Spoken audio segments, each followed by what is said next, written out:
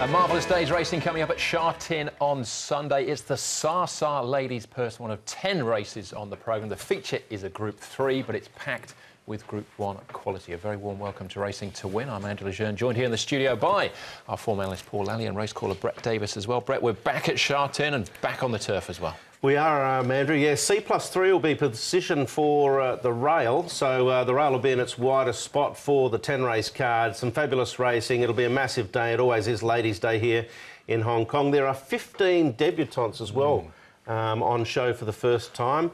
A number of them look very interesting, so plenty to get excited about. Yeah, 7 of those come up in one race, Paul. Makes it tricky, but there's a nice jackpot to go along with all of that as well. Yeah, six up win bonus jackpot of 2.5 million, which we estimate the pool's going to get up to about 6 million for a winning unit, so plenty of money there. And as you guys have mentioned, all those debutantes just make it nice and interesting. A couple of short price favourites. Thought in the big race, Glorious Forever will go off pretty short, and Super Rich in the last as well. Yep, there'll be plenty of giveaways on course as well, Andrew. There is another fashion show, but beauty will be the word that's up in lights, no doubt. Certainly will be. 2 jockeys rejoin us as well, Alexi Bedell and Sylvester. They've got some good rides too. They have. It's a great day for them to come back, isn't it? There'll be a massive crowd in attendance, and I'm sure they'll both do well. All right, OK. Well, all that to look forward to. Get you updated with the scratchings, though, first, before we launch into the programme. The Invincible has come out of race number 3, one of the Class 5s on the programme, replaced now by Dutch Windmill, Chad Schofield in the saddle there. And Ben So, unfortunately, has an eye complaint, so he's missing Sunday's programme. Keep you posted on his return. But Dragon Regiment, Bonito, Joyful Family and Turf Sprint all now have new jockeys. Right, I think that brings us up to date as we launch into the 17th meeting of the season. 10 races, all on the turf, C+3. We haven't been on the grass for 2 weeks now. Kick things off with the Class 4 over the 1,200 metres, headed by Strathallan. Last start winner over the 1,000 metres, tries the 1,200 for the first time. Our Green, 11th on debut, behind Strathallan. Sure Win makes his debut.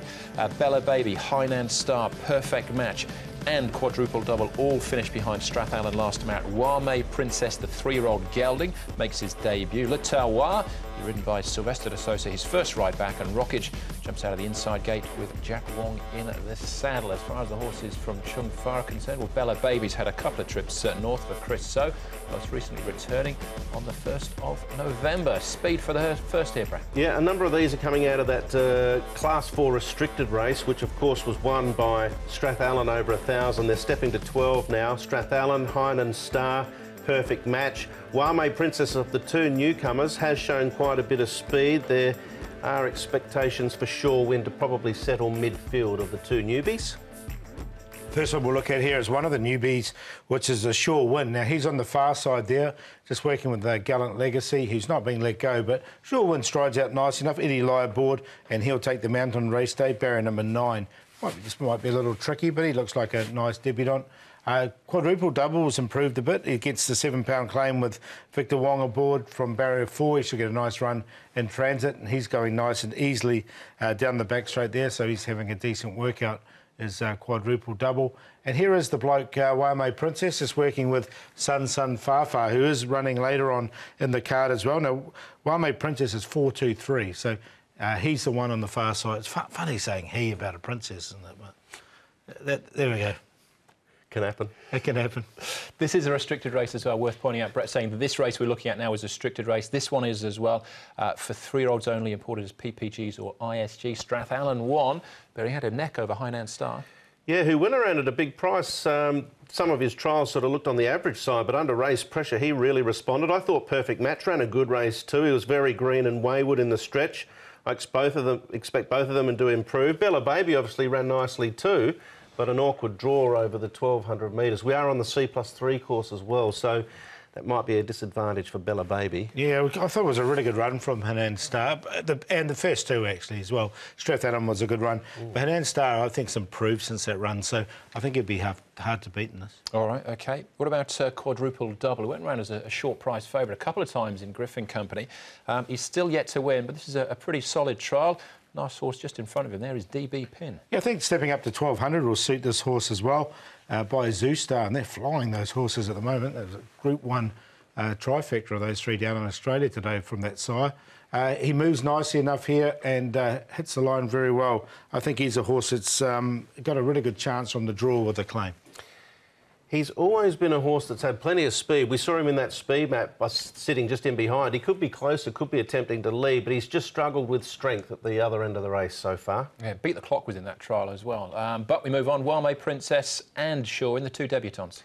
Yeah, Wame Princess has got some natural speed, but pushed on here to find the line. As you can see, 6 trials in total. Karis Teton was aboard the most recent. The one where we're looking at there finished second with blinkers on. Interesting, Karis is obviously sticking with Strathallan.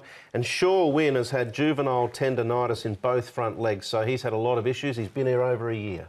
Yeah, he's drawn 9 too, so I think he's going to find it a bit awkward. His last bit of track work was fine, but yeah, no, I haven't put him in. All right, Hainan Star, though, favourite, Paul, to turn the tables with Strathallan. I think he can. I think he's improved a lot since that first up run, and he's learnt a lot. 1200 looks ideal for him, so I've got him on top. Quadruple double. I think the 1200 looks ideal for him for second. Strathallan's doing nothing wrong, and he ran well at his last start. He's got a nice draw barrier. Number 6, and I like Let's Come Back debut run. His second up run wasn't so good. But I'll give him the second up itis there, and we'll give him a chance third up. 6, 8, 1 and 4, but I think the 6 is looking a nice horse here.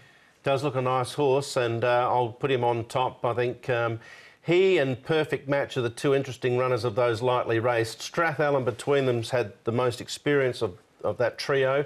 And Winning Circle actually ran OK when 7th behind Superstar on debut. Drawn 11, C+3's awkward, but I didn't mind the way he found the line. I expect him to improve again, but I'll go with the 6 as the horse to run in the first 2 and throw him in with the 1 and 7 in the queue. Yeah, 6 for me as well. Hainan Star, Strathallan being the queue horse there. That's the opening event over the 1200 metres.